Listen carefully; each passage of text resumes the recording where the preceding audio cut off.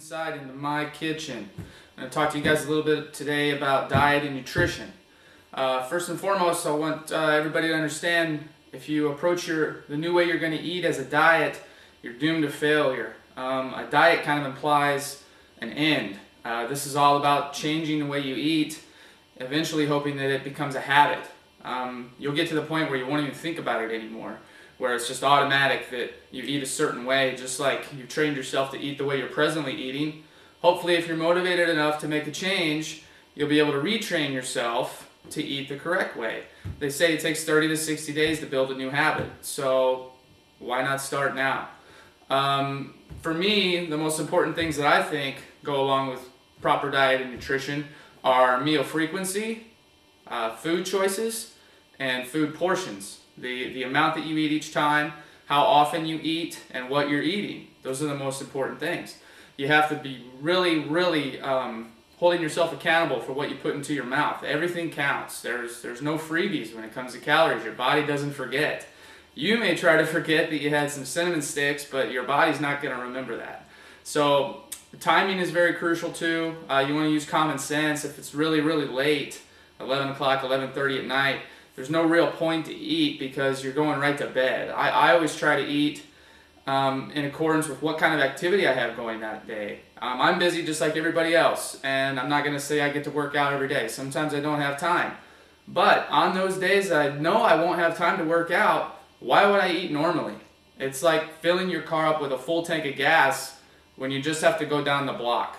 You know, just put just enough in that you're going to be able to get by. There's no reason for you to eat like an elite athlete or like a marathoner if you're just going to be sitting around watching TV. So eat in according to what kind of activity you have going on. So let me shut this camera off and I'm going to pull some food out here and show you some choices that I believe work. What I like to think about it is basically anytime you're going to have a meal, you need to have balance every time. So think about your food divided into groups of protein and carbohydrates. And every time you eat a protein or a carbohydrate. Both. So protein, carbohydrate, you wait. Protein, carbohydrate, you wait. So what are proteins, what are carbohydrates? The ones that I think work best would be tuna, cottage cheese. I got some chicken in here.